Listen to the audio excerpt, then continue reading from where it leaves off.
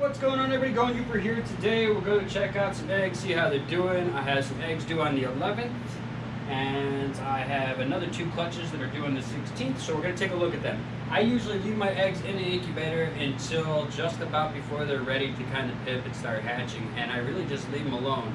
And then about a week or 2 before, I'll open them up and take a good look at them, see if the dimpling's the way I want them, see if everything's the way I like it, see if there's plenty of water inside of there, see if the dew is forming on the sides the way I want it to, and that's what we're going to do in today's video. So we're going to go check out 3 different clutches that I have coming soon. Again, I'm not putting everything I have out there this season, but I'm not hiding nothing from nobody. I'm just not putting out some of the duplicate stuff that I've already done. So all new stuff is the stuff that I'm going to show this year on Go Uber. And if you ever want to see what I got for sale, I will be listing new stuff here really soon. You can always check out my More Market link below. So don't forget to hit that like button and subscribe if you haven't already. Hit that notification bell, let you know when I upload videos. All right, let's get rocking. And go.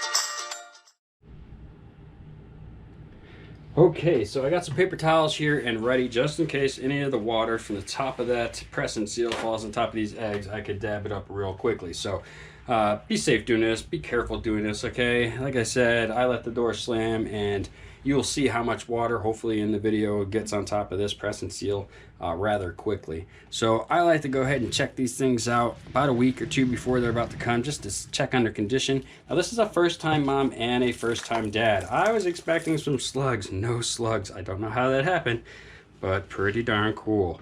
So let's see if I can pull this off without dropping all the water on top of it. That's the tricky part. Smooth and easy. All right, so I'm gonna go ahead and dab that water off of the lid there just so that it's easy and nice when I put them back. All right, so we're looking at these eggs. They are exactly where I expect them to be at this point in stage. Right now, they are due on the 11th, and I'm actually videoing this on the 1st. You're seeing it on the 1st, and they're doing well. And again, I use the River Rock system, which is the light fuser and water. That's it, 100% natural. I poke 1 small hole on each side of the bin for air hole, and I'm talking a pin size hole, and these eggs look excellent. Excellent, excellent, excellent. All right, so I'm just going to look them over real good, see if I see any little marks on there, scratch marks. You know, eggs can go, I've seen eggs go at day 49, and I actually see a little bit of water sitting on top of one of those eggs. And this is another reason why you want to take a good look, because it will be easy to miss. Get right down in there and make sure you ain't got no water. Matter of fact, I suggest you give these things a slight little rub every single time, just in case. Just in case. It can't hurt, right? And plus, you let the little baby know you're there and that you're taking care of it. So pretty awesome. All right, these eggs look pretty good. I'm gonna make sure I get the rest of this moisture off of this press and seal so that I don't have any issues at all when I put it back on there. And I also shut the door of the incubator. If it happens to slam, I won't mess it up. But water is beating up nicely along the sides and on the top. Very happy with that. You know, just because my incubator is trusted and true and tried and tested and all that stuff, don't mean that something can't go wrong. You should really keep an eye on your incubators forever. You know, a lot of people, they rely on, oh, it always worked for me. It's worked for me for 3, 4, 5 seasons in a row without any issues. I don't know what happened. You really got to keep an eye on these things. You know, it's just the way it is. Just the way it is. Anything can happen. And it's not always it's the spike in temperatures that usually cause a lot of the problems. So if your stuff happens to be going up high, you know, for some reason, that could be the damaging part. Sometimes people have times where they've had eggs in their incubator and the power's gone out, and they've been really concerned that, you know, gosh, my power is out for almost all day, and, you know, my eggs are in that incubator, I'm worried about them. Usually those turn out just fine. All right, so let's take a look at the next clutch. Again, this is Champagne Mojave to my Cinnamon Orange Dream. The Champagne Mojave is possible Orange Dream, possible fire. Garrick did tell me that he thought he did see Orange Dream and fire in it as well as it was an adult. So Fingers crossed, 6 chances, super ODs, super ODs. Anything in this clutch is going to be awesome. So if this is fire, as well as OD with the champagne and the Mojave, bread to the cinnamon OD, there's so many amazing, awesome combos that can come out of here.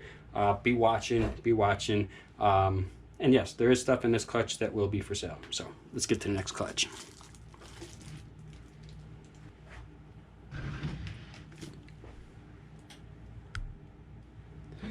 Okay, that first clutch, again, 6 eggs, first time mom, first time dad.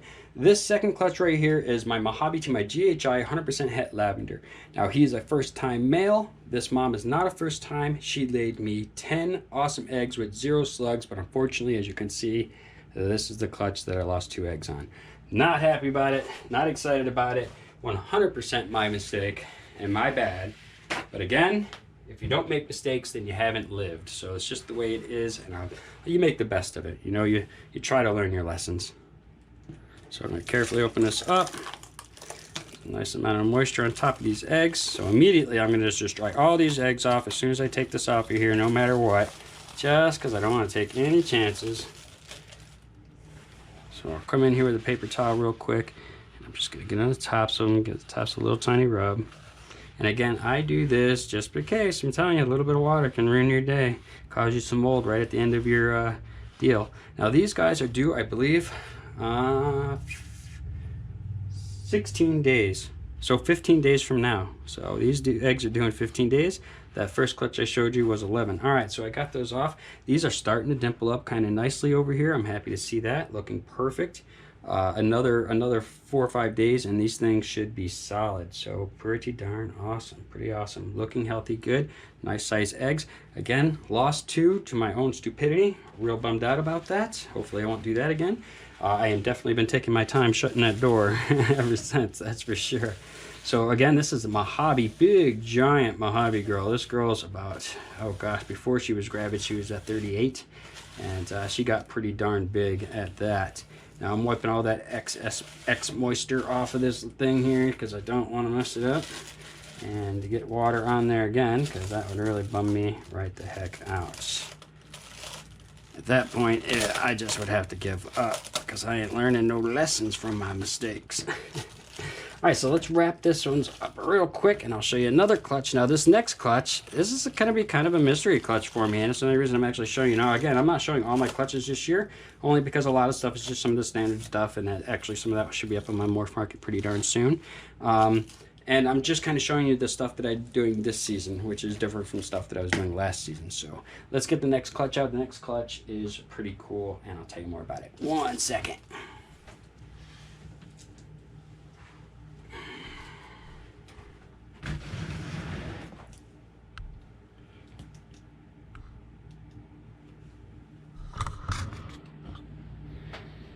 Okay, as you see, we have a pretty big bin here. Now, this is my big giant lesser girl Lola, right here. This is her clutch. She also laid 10 healthy eggs that at this point I don't think I've destroyed at this point, hopefully not.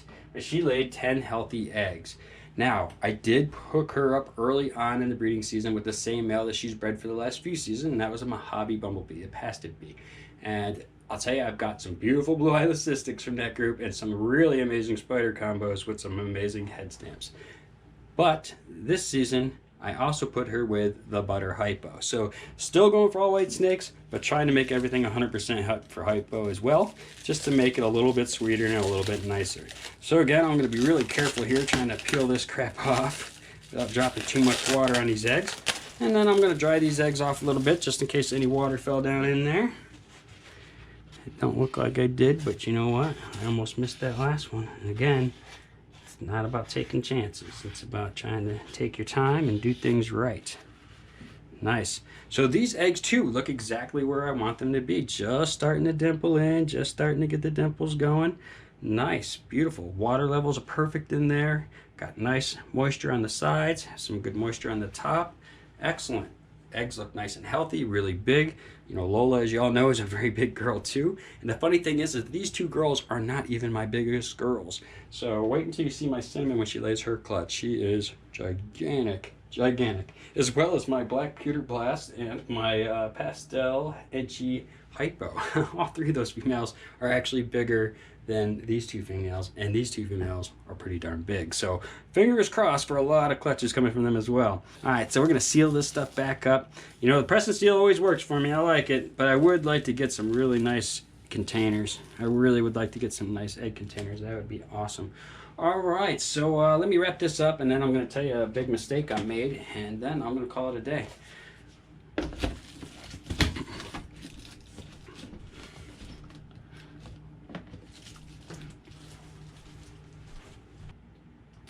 What's up, my friend? Are you gonna poop on me? Don't poop on me. Western black rat. Like to get him out from time to time and have some fun with him. So the big mistake I made: Bitey McGurkin didn't latch his cage good enough last night. He got out, and when he got out this time, he knocked over a glass water bowl or two and cut himself pretty good on it. So I had to spend a few hours this morning doing some medical care with him. I'll give you an update on him and kind of show you his little boo-boo and stuff at a later date. I didn't videotape it because I noticed it right away. As soon as I seen him, he was out, and I got him and I pulled him up and I seen what was up, I just took care of him right away. It was not easy. Amazon tree boas are not easy to give care to, let me tell you. Especially when you don't want to stress the animal out any more than it already has been. Now he's doing okay now. We're going to keep an eye on him. I will give you an update on him. But because I didn't latch his lid, he got out. This is like the second time this has happened. And he got hurt, you know. So you got to be real careful. You got to be real vigilant. You know, it's easy to do these things, okay? I don't care how long you've been doing stuff. I've been doing this for a while, and I still make mistakes. So, you know, when somebody makes a mistake out there, take it in the context that it's presented, okay? If I'll use an example, because you know we got a lot of friends in this hobby, okay? And I don't know Chris Hardwick at all, dude. Or tell you, I don't know him. We've never conversated, nothing. But I can tell you that he is new to this. He's new to ball pythons, and when he made that video, he wasn't showing you how to cut eggs or how to take babies that have, you know, cords wrapped around them. He wasn't making a video and showing you what to do if that's the case. It's something he did on the spur of the moment, and as soon as he did it, he said, I really think I should have probably tied that off first. So he definitely wasn't doing that maliciously or trying to hurt anybody's stuff. So you got to take it in context. I was a little upset when I first seen it too. Trust me, I'm not trying to sit back and act like, oh, I just knew everything right off the bat. No, it took me a minute. I was like, what the hell are you doing, dude? I mean, are you serious? But then I watched it and I looked at it, the context that it was put in, and I realized that just simple mistake. So, you know, before we cast stones, let's try and work with each other. You know what I'm saying? And remember, Chris, I think you're a great guy, and I'm not trying to insult you by saying you haven't been doing this long. I think you self-admittedly said that you haven't been doing this that long. So if we're not allowed to make mistakes, then it's going to be a really hard community kind of work with. So I make mistakes too. All right, everybody, I'm out. Love you all. See me bye. This guy is on the move. You're just loving it up. You're such a good snake. This guy is so cool. So cool. If you guys don't have any rat snakes, you got to get one, because I mean, these guys just got all personality. They're all sorts of gentle. They got crazy awesome bellies. I mean, it's just too cool. All right, everybody, hit that like button, subscribe if you haven't already, hit the notification bell, let you know I upload a video, and as always, I love you all. See me, bye.